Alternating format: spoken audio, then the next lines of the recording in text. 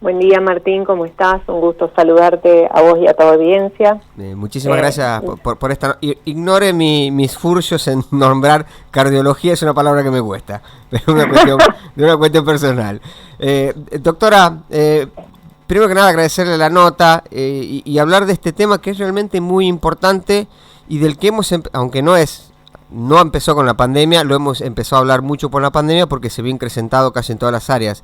Ahora, en el sector de los especialistas en la salud, es realmente preocupante que 3 de cada 4 cardiólogos estén ya con agotamiento físico y mental. Bueno, Martín, es muy interesante lo que dijiste, porque es cierto que la situación sanitaria que atravesamos con la pandemia jerarquizó los aspectos psicosociales, porque hasta el momento los aspectos psicosociales de la salud han sido poco reconocidos, o siempre la salud mental es un punto que nos cuesta abordar en todos los sentidos. Y la pandemia puso un poco de relevancia y jerarquizó estos aspectos psicosociales. De hecho, se hizo un estudio, la revista The Lancet presentó un estudio muy importante que se analizaron en 204 países del mundo, sí, el cambio de prevalencia durante la pandemia de ansiedad y de depresión. Y Argentina, específicamente, fue uno de los países con mayor cambio de prevalencia, con un aumento del 36%, tanto para depresión como ansiedad. Y ese impacto numérico, y parto de este concepto que vos decías, este impacto numérico no se modificó favorablemente a medida que fuimos atravesando esta situación sanitaria, claro, sino que al contrario, lo que pasó es que esta situación empezó a hacernos a todos a mirar un poquito para el costado y empezar a reconocer que tenemos problemas en la salud mental. Y los cardiólogos, o esta encuesta específica que lanzamos desde la Sociedad Argentina de Cardiología, un poco para visualizar cuál era nuestra realidad, es la que nos termina diciendo, bueno, ¿saben qué? 3 de cada 4 cardiólogos o especialistas en cardiología del padrón de esta encuesta están con síntomas de burnout. Y claramente esta situación no solamente nos alarma, nos alerta, sino que nos lleva a pensar, y bueno, ¿y ahora qué hacemos, no? Claro. Doctora, recién mencionó una palabra que me parece interesante analizarla, que se empezó a reconocer que tenemos problemas de salud mental. Antes de la pandemia, si se quiere hablemos un poco más atrás, cuando el tema de la salud mental era un poco más tabú, también había estos niveles de ansiedad, estos niveles de depresión, solamente que no se los reconocía, y en la actualidad sí, o se incrementó por las condiciones en las que vivimos, en el marco de la pandemia, el aumento de las preocupaciones. No, esta situación te diré que el marco de la salud mental es tanto y tan importante como la salud orgánica o biológica. La ausencia de reconocimiento, en realidad, o el reconocimiento no es que empieza con la pandemia. De hecho, sociedades científicas importantes, como la Sociedad Americana de Cardiología, y hablando puntualmente de esto de cardiología, la Sociedad Americana de Cardiología ya empezó a hablar desde el 2017 en la importancia de calmar la mente para controlar los factores de riesgo cardiovasculares, claro, y de hecho hizo una declaración el año pasado muy importante sobre la importancia de la salud mental para poder controlar los factores de riesgo, cuando incorporaron los trastornos de insomnio, los trastornos del sueño, a los 8 esenciales para la salud.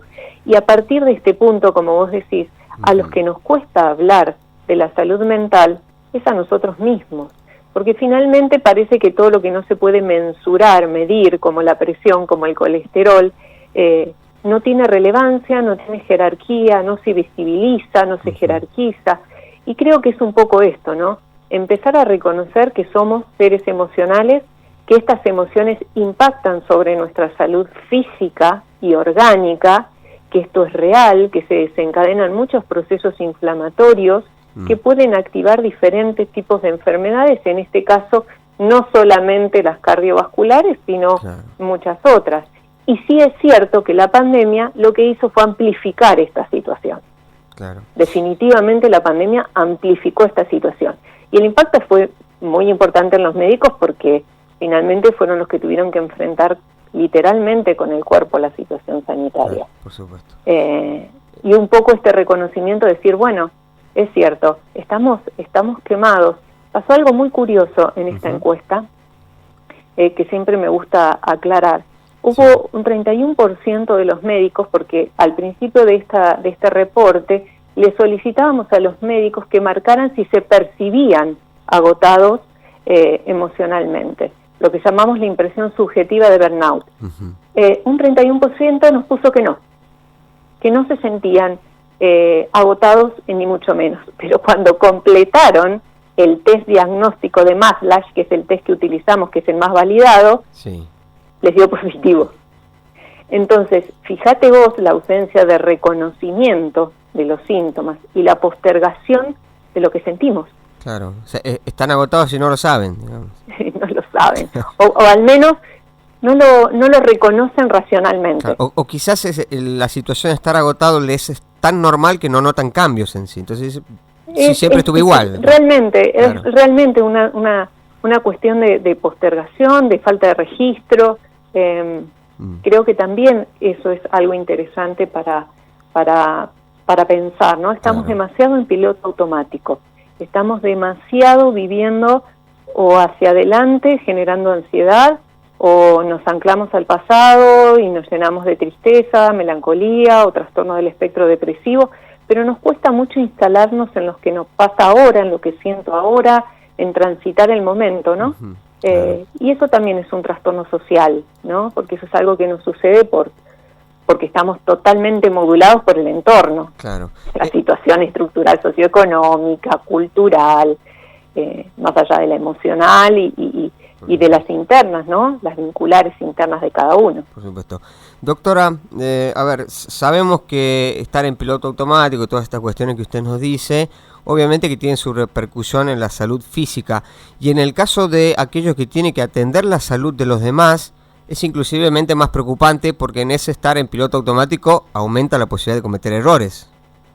Bueno, tal cual, de eso se trata justamente el atender y poner de relevancia esta temática con esta encuesta. Claro. El hecho de que los médicos que tienen que asistir, o cualquier profesional de la salud, nosotros en este caso hablamos de los especialistas en cardiología y de otras especialidades médicas porque se amplió la encuesta, sí, pero esto también pasa con otras personas que en el ámbito laboral, ya sean enfermeros o cualquier profesional de la salud que tiene que asistir a un otro, está agotado, está mal dormido, está angustiado, está atravesando una situación laboral particular que no le permite conectarse con la eficiencia y la eficacia en su trabajo. Y obvio que eso que trae asociado no solamente ausentismos, más gastos sanitarios, sino también que trae más errores médicos. Claro que sí. Doctora, le escuchaba hablar de esto último y no podía evitar pensar. Hay un debate que por lo menos ahora se está viralizando en las redes sociales y que tiene que ver con las condiciones de las guardias médicas y las terapias intensivas, donde cada vez faltan más especialistas. La verdad que no quiero ni pensar cómo será el caso del agotamiento de aquellos que están hasta 72 horas haciendo una guardia médica.